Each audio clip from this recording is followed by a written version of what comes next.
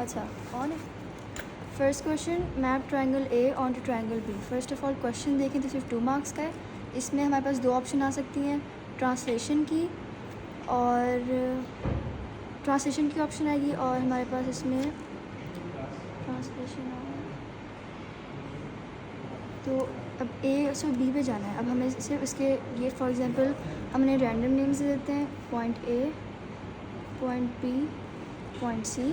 तो ये ए पॉइंट यहाँ ये बनेगा, ये कॉर्नर पॉइंट बी है तो ये भी बी होगा, ये सी है तो ये सिर्फ रैंडम नेम्स हमारी अपनी आसानी के लिए, ये कंपल्सरी नहीं है ड्रॉ करना।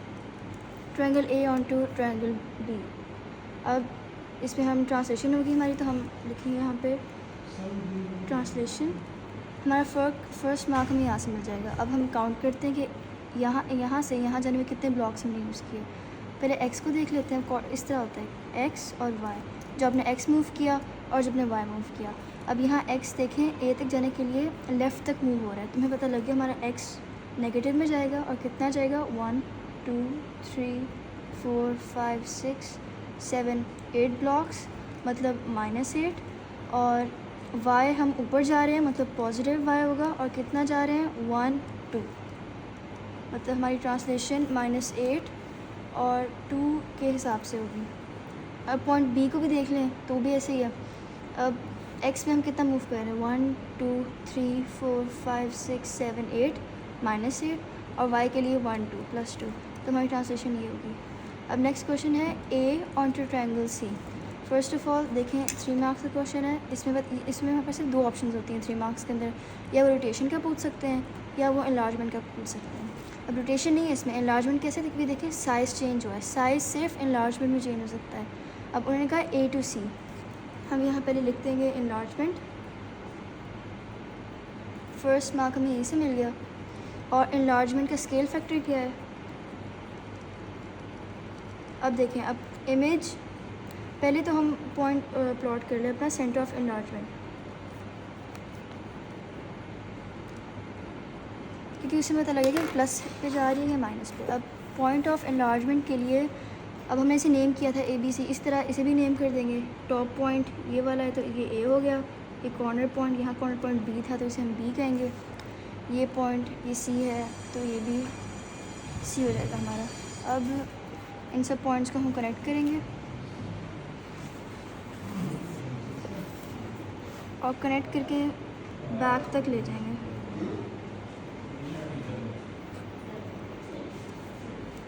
ये हमारा पॉइंट बी और बी के ए और ए के साथ कनेक्ट हुआ। अब पॉइंट बी और बी को कनेक्ट करेंगे।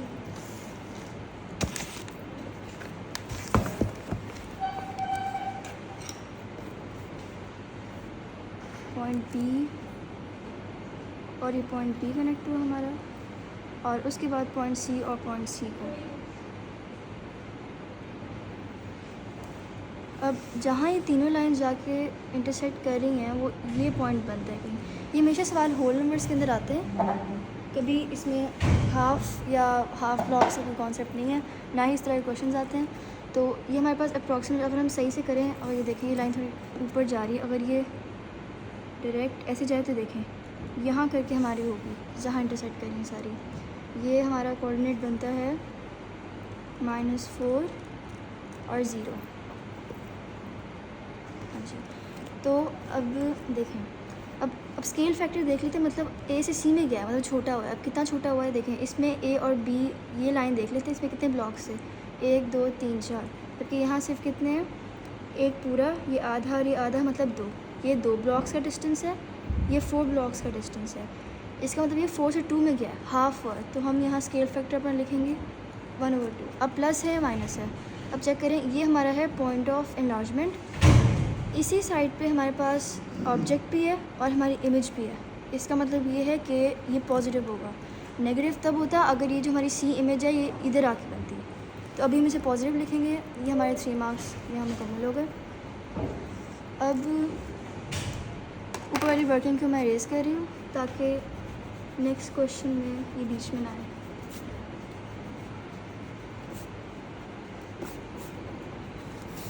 अब नेक्स्ट है हमारा A to D। अब देखें अगेन ये 3 मार्क्स का क्वेश्चन है, या आएगी एनलार्जमेंट या आएगी रोटेशन।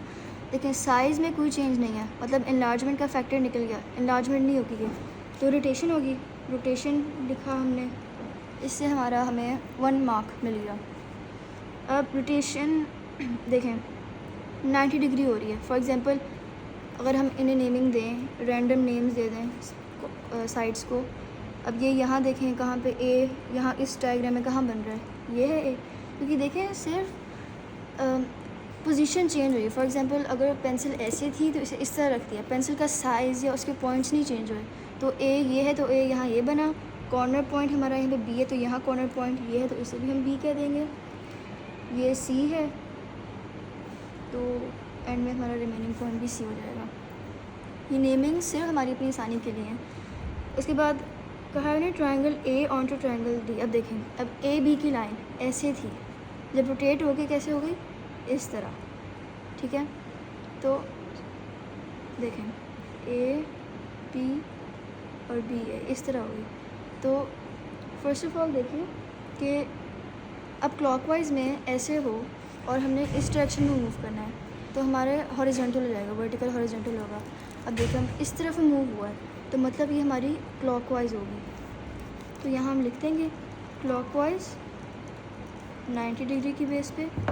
अब हमने सिर्फ point of clockwise like point of rotation ढूंढना है, उसके लिए हम वो वाला मेथड यूज़ करेंगे जिसमें हम आर्क्स ड्रॉ करते हैं। कोई भी 2 पॉइंट्स लें, उन्हें जॉइन करें। फॉर एग्ज़ाम्पल ये ए के पॉइंट्स हैं और सी को ले लेते हैं, ये हमारे सी के पॉइंट्स हैं। अब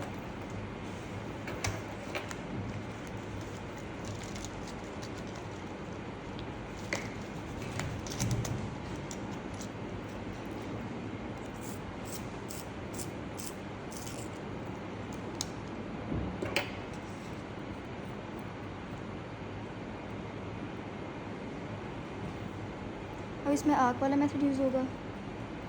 अब देखें, अब ये सी और सी को हम पहले देख लेते हैं, सी और सी की लाइंस को।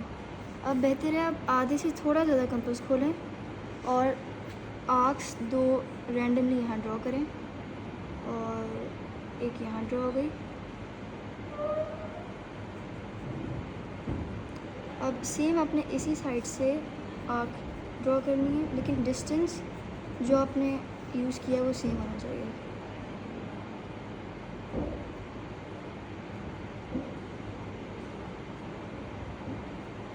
ये देखें, ये हमारी 2 आर्क्स ड्रॉ हुई, इनको हमने जॉइन कर दिया।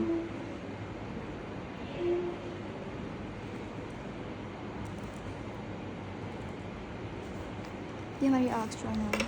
अब ये तो थी सी को लेके, अब हम देखते हैं हमारी ए को लेके जो हम आर्क्स लेते हैं। अब ए का ये पॉइंट और ये पॉइंट है, अब हमें थोड़ा आधा कंपास खोलना है तो इसे लेके। अब इसकी आर्क इस पॉइंट से लेके यहाँ ड्रॉ की, तो दूसरे पॉइंट पे लाके एक पॉइंट बना लिया, फिर एक इस साइड पे ड्रॉ की, यहीं जाके अब इसे भी हम कनेक्ट कर लेंगे।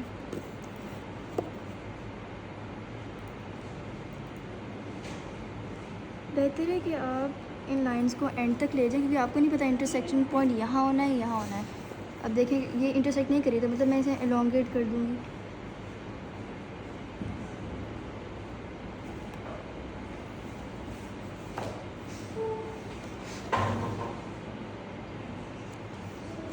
तो अप्रॉक्सीमेटली हमारा जो पॉइंट ऑफ इंटरसेक्शन है, देखें ये 2 हमने जो लाइंस बनाई हैं आर्क्स के ज़रिए, ये राउंड अबाउट यहाँ जाके इंटरसेक्ट कर रही हैं।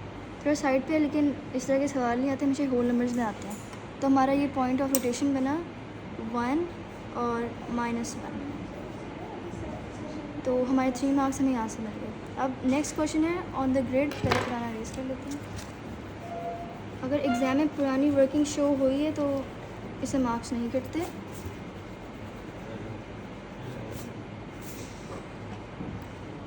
अच्छा, on the grid draw the image of triangle A after enlargement by scale factor of 2 और सेंटर है 7, 3।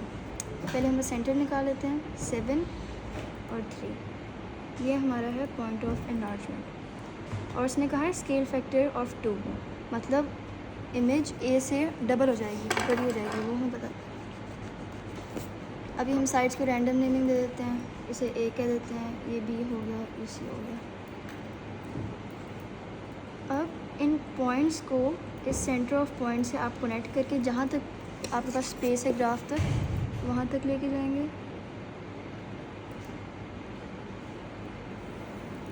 ये ए ज्वाइन हो गया,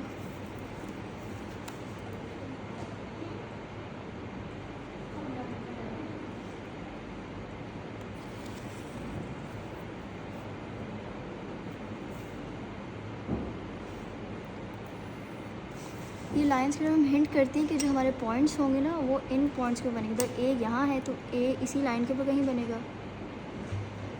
और अगर बी है तो भी इन्हीं लाइंस के ऊपर कहीं बनेगा, सी भी इस तरह। अच्छा, अब ये है हमारा पॉइंट ऑफ एनलार्जमेंट और इनका स्केल फैक्टर ऑफ 2, मतलब जो हमें वेक्टर्स यहाँ तक ए तक लाने के लिए मिले थे उनका हम डबल करेंगे। फॉर एग्जांपल अगर हम इस पॉइंट से ए तक आएँ, कितना मूव किया हमने, 1 2 पॉजिटिव 2, मतलब वाई एक्सिस हमने 2 मूव किए, और एक्स एक्सिस हमने मूव किया 1 2 3 -3 -3। ये हमारा है पॉइंट ए तक आने के लिए। लेकिन हमने तो इनलार्ज करके इमेज को 2 गुना बढ़ाना है, तो हम इसके इन पॉइंट्स को स्केल फैक्टर से मल्टीप्लाई कर देंगे। तो 2 3 -6 और 2 2 4, मतलब हम इस पॉइंट से अब ये हमारा इमेज के ए तक जाने के लिए हमारे वेक्टर्स ये हैं, तो हम ये मूव करेंगे। अब -6 पहले मूव कर लेते हैं, 1 2 3 4 5 6 यहाँ आ गया, और अब हमें मूव करना है पॉजिटिव 4 जो वाई पे है और वो ऊपर होता है 1 2 3 4। ये देखें इन्हीं लाइंस के ऊपर हमारा ये ए बना। अब बी का भी ऐसे ही है। अब इस पॉइंट से बी तक के आने का वेक्टर क्या था, अब हम देखते हैं। 1 2 3 -3 हमने x मूव किया, 1 2 और -2 y मूव किया। अब स्केल फैक्टर 2 है तो इसे 2 से मल्टीप्लाई करेंगे। ये तरीका हमारे ए बी सी कोऑर्डिनेट्स ढूंढने का है। तो 2 × 3 6 और 2 × 2 इज़ 4, माइनस वैसे आ जाएगा। मतलब हमें ऑब्जेक्ट के बी, इनलार्ज्ड इमेज के बी तक जाने के लिए ये फॉलो करना पड़ेगा। तो करते हैं 1 2 3 4 5 6 हमारा यहाँ बना, और है -4, मतलब नेगेटिव के नीचे जाएंगे। 1 2 3 4 हमारा इनलार्ज इमेज का बी यहाँ के बना। देखिए इस लाइन के ऊपर ही बना जो हमारा पुराना बी था। अब हम सी को देख लेते हैं।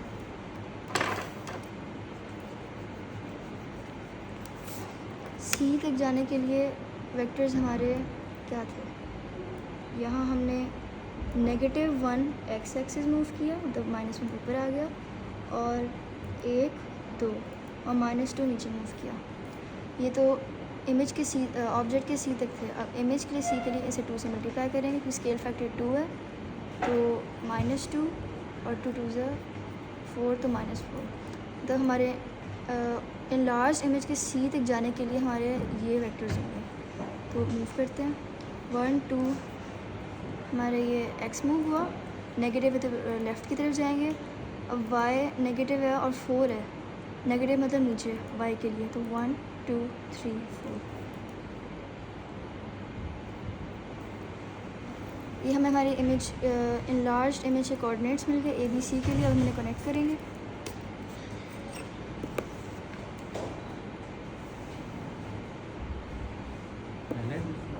क्या पहला सवाल है?